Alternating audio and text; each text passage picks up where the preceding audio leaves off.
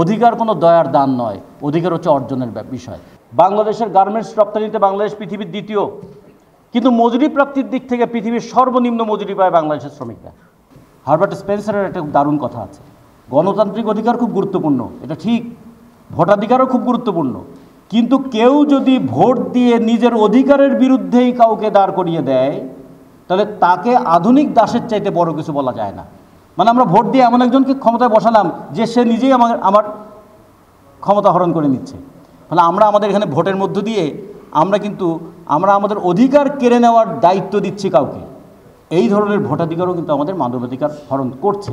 ফলে সেটাও যেমন একটু খেয়াল রাখতে হবে। এখানে একটা Democratic rights and Democratic movement দুটোই খুবই গুরুত্বপূর্ণ, এবং সেইটা করার চেষ্টা আপনারা করছেন।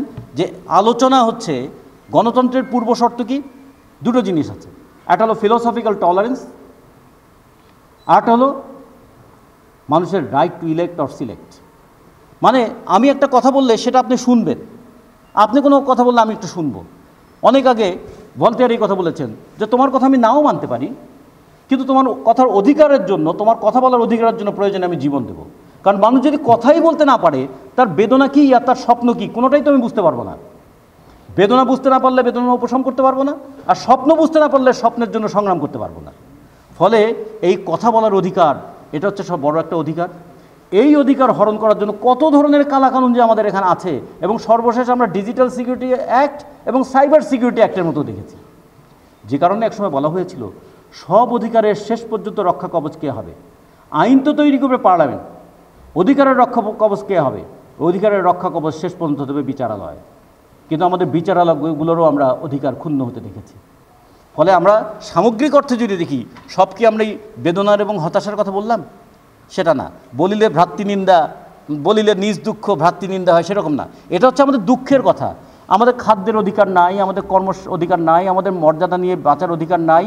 এগুলো নাই যখন বলছি, তখন তার মধ্যে প্রচ্ছন্ন হিসেবে আছে এগুলো আনতে হবে, এবং এগুলো কেউ দয়া করে আমাদেরকে দেবে না। অধিকার কোনো দয়ার দান নয়, অধিকার হচ্ছে অর্জনের বিষয়। সেই অধিকার অর্জনের লড়াইটা আমাদের ঠিকমতো করতে হবে, এবং সেইটা করতে গিয়ে একটা জিনিস খেয়াল করবেন, এখানে হয়তো আমাদেরকে চা দেওয়া হয়েছে, একটা জিনিস খেয়াল করবেন, এক কাপ চা বাজারে বাইরে খেতে গেলে 5 টাকা লাগে। সারাটা দিন চা শ্রমিক 23 কেজি চা পাতা তুললে তার মজুরি হচ্ছে 170 টাকা। তাহলে এই যে একটা অমানবিক শ্রমের মধ্যে আমাদের শ্রমজীবী মানুষরা আছে, আমাদের গোটা বাংলাদেশের শ্রমজীবী মানুষেরা আছে। বাংলাদেশের গার্মেন্টস রপ্তানিতে বাংলাদেশ পৃথিবীর দ্বিতীয়, কিন্তু মজুরি প্রাপ্তির দিক থেকে পৃথিবীর সর্বনিম্ন মজুরি পায় বাংলাদেশের শ্রমিকরা। তাদের অধিকারটা কি আমার আলোচ্য বিষয়ের মধ্যে আসবে না?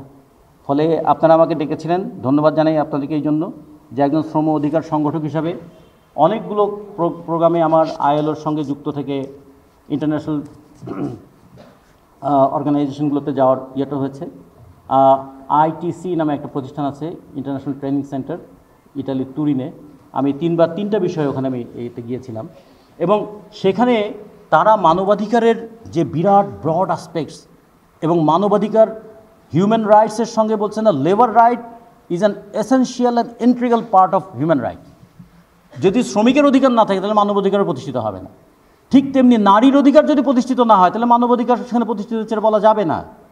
ঠিক তেমনি করে প্রত্যেকটা section, each and every segment of the society, তাদের অধিকার সুরক্ষিত না হলে আসলে কিন্তু মানবাধিকারটা সুরক্ষিত হয় না। আমরা সেই তাদের অধিকারটা সুরক্ষার যে লড়াইটা, সেই লড়াইটা যেমন মাঠে করছি, আপনারা একটু ইন্টেলেকচুয়াল সার্কেলে সেই লড়াইটা করছেন। এই দুই লড়াইকেও আমাদের একত্রিত করতে হবে।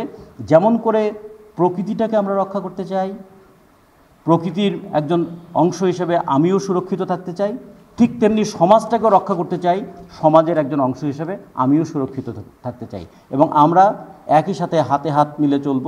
শ্রমিক কৃষকের সঙ্গে আমাদের বুদ্ধিভিত্তিক মানুষ যারা, তারা ঐক্যবদ্ধভাবে একদিকে ডেমোক্রেটিক রাইটস, একদিকে ফান্ডামেন্টাল রাইটস এবং সামগ্রিকভাবে হিউম্যান রাইটস রক্ষা করার আন্দোলনে থাকবো। এই কথা বলে আপনাদের সবাইকে ধন্যবাদ জানিয়ে আমার